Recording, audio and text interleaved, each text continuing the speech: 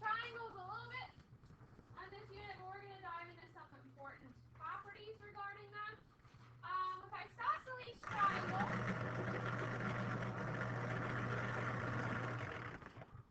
the angle formed by the congruent sides is what we call the vertex angle. Remember, an isosceles has how many sides that are the same? 2. Okay, so let's draw this example. We look at this triangle. Triangle A, B, C. Go ahead and draw this example. If AC is the congruent side and AC is the other congruent side, which one would be our vertex angle? Angle A. The one formed by the congruent side. I like to think in between the 2 tick marks. That's your vertex angle. That's really important to know which one's your vertex angle. Base angles in an isosceles triangle are the 2 angles formed by the base and one of the congruent sides. So if we look at this diagram, I also like to think it's the angle across from the congruent side. So here's our base. Here is our congruent side. That would be a base angle. Here's our base. Here's our congruent side. Here's your other base angle. So pretty much it's the 2 other angles. Once you know what your vertex angle is, your base angles are the other 2. So if we look also another way, C's across from this congruent side, B's across from that congruent side, so those would be your base angles. So right on an angle B and angle C.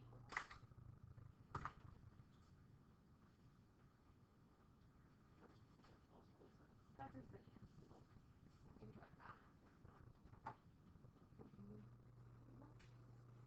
Questions over there?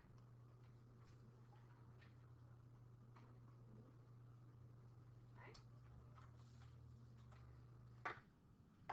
Some important theorems regarding isosceles triangle is the isosceles triangle theorem. If 2 sides of a triangle are congruent, then the base angles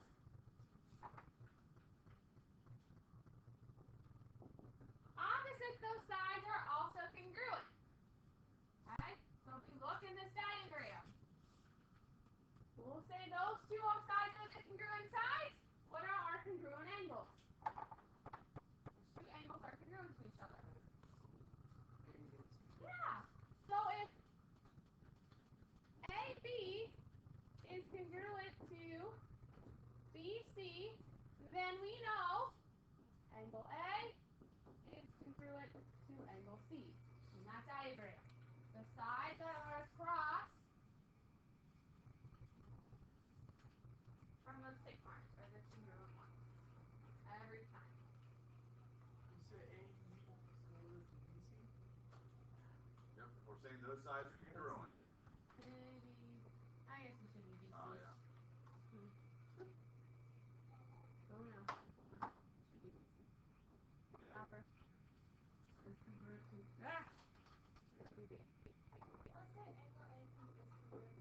Correct. So if you know those sides are congruent, then their base angles are going to be congruent as well. And then the converse, that just means we flip-flop it. Okay? So if you know 2 angles of a triangle are congruent, then we know the sides opposite those congruent angles are also congruent. So we look at this diagram, if we say that A and C are congruent, then what are our congruent sides?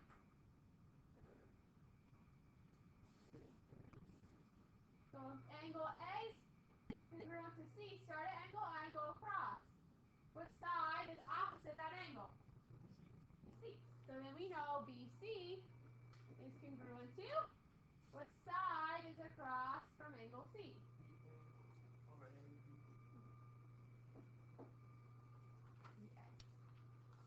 So that just flip-flops. If you know the angles are congruent, then you know the sides are congruent.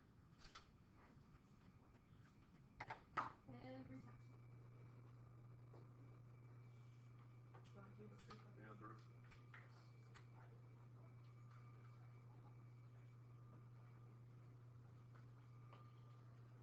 everybody, let's do a beautiful proof here. Love proofs. Let's get going. Every one of you should know at least 3, if not more, because of the way this one's set up. All right, statements, reason. All right, number one reason, given. Right there. 1 point. What was my given? Oh, what was I given? AB, very good. Correct.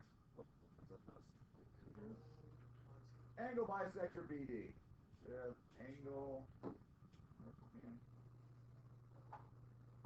Angle bisector BD. All right. We got that. That's my given stuff. What else can I have with this one? It says a little red flag going up. What's special about this one? The proof, you're correct. What's special about this proof? Kobe? We have bisector. That's going to be a red flag too. I'm talking about my last step here. You're on the right track. Sir?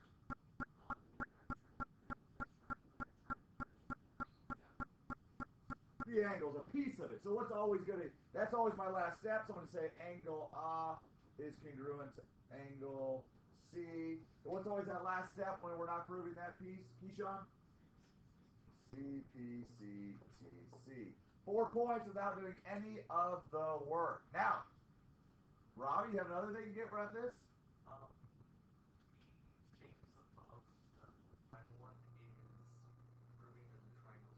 Correct. So all you have to do is name these triangles congruent.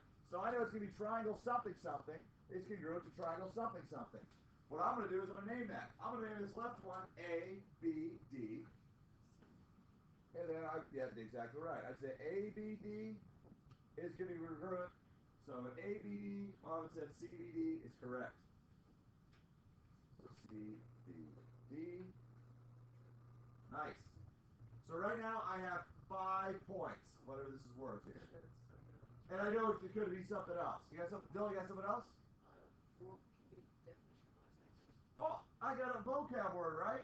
So let's put that vocab word up there. I agree. Actually, let's call this one 2. You can never name this. That's what we'll do. He says depth of bisector. We're talking angle bisector. All right, cool. That's another one. Is there a step 3 we can get, possibly, too? Shared side. What do shared sides always have? Well, they're equal. What's that property called that we use there, sir? Reflexive. You have shared side, you always have reflexive. And that's what I can get based off this. But look how much you have. It's already filled in. It's a huge skeleton. And really, there's only, what's a couple things we don't have filled in yet? There's 3 things we don't have filled in yet. Well, you know what definition angle bisector is bisecting angle. What angle is being bisected? Reflexive, what's being shared? And then you always know this one's going to be one of those shortcuts. If you just want to make a guess, a stab in the dark, you could really fill these in. But let's not make a guess. Let's go through it and fill them in what we know. So, definition angle bisector. What does it mean to be an angle bisector? It does what to an angle? It bisects, it cuts in half. So what do I know about each of the angles? If I know I cut them right in half, they are congruent. I heard someone say congruent. So I'm going to go ahead. All right. Oh, before I do that, I'll make sure my picture's marked so I don't have label pictures I don't have here. AB congruent to CD. Got it right there. Nice. Marked. All right. Now, definition angle bisector. Let's talk about that. Well, I know that BD is an angle bisector. So it's bisecting this angle into 2 equal pieces. So that side's congruent to that side. So now I just have to name it. I can't call it angle B because angle B could be there, the whole thing, the outside. I don't know. So I'm going to use 3 pieces. I'm going to say angle ABD, talks about this one on the left. ABD is congruent to what other angle? Go in the same order. We said ACB, went from across the black to red to nothing, across CBD. It's actually the same way we named that triangle down there a second ago. Marked. What side is being shared in this reflexive property? Dylan? BD. Now, this is where you got to figure out here. How is this oriented? Are they flipped upside down? Are they side by side? So it's going to be the same exact order. when they're side by side like this, they're oriented the same way. These are turned the same way. They're both facing up like this, meeting at the top. So BD is congruent to BD is exactly correct. Mark that. How many pieces do I need for a shortcut again? 3. How many 3 do I have? If you just cover one up. Side, angle, side. Well, guess what? I have those 3 pieces. I now know this is going to be 4. This is going to be 5. That's going to be 5. This is 4.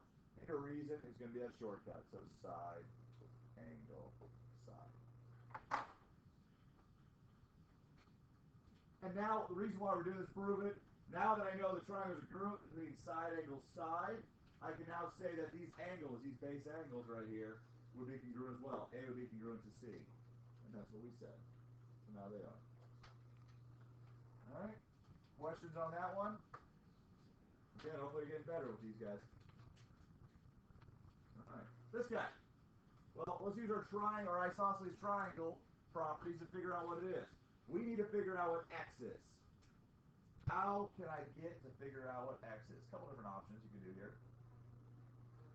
Who's got a plan of attack for this one? I'm going to have to use this triangle over here to get myself to the other one. Using properties, perhaps this one, to go to the other one. Keyshawn, idea?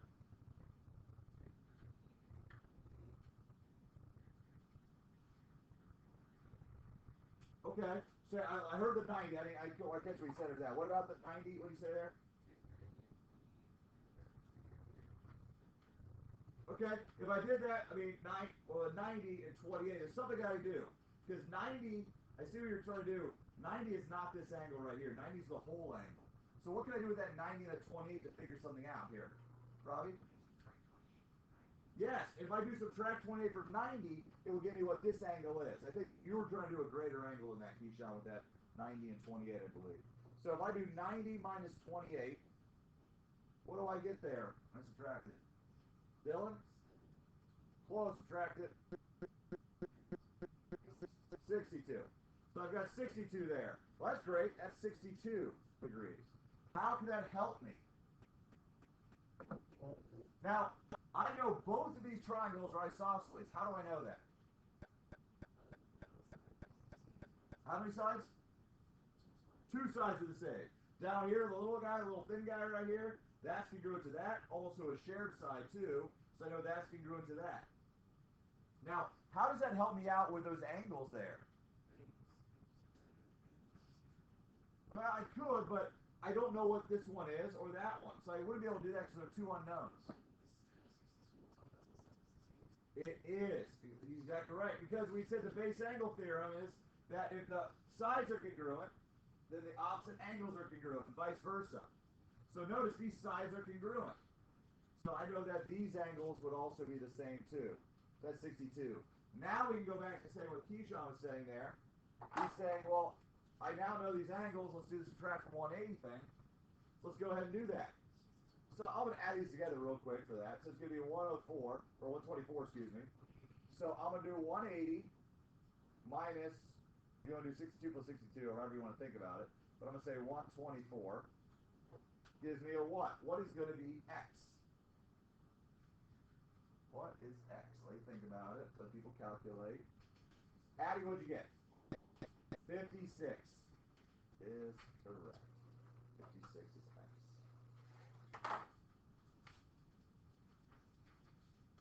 What's with that one?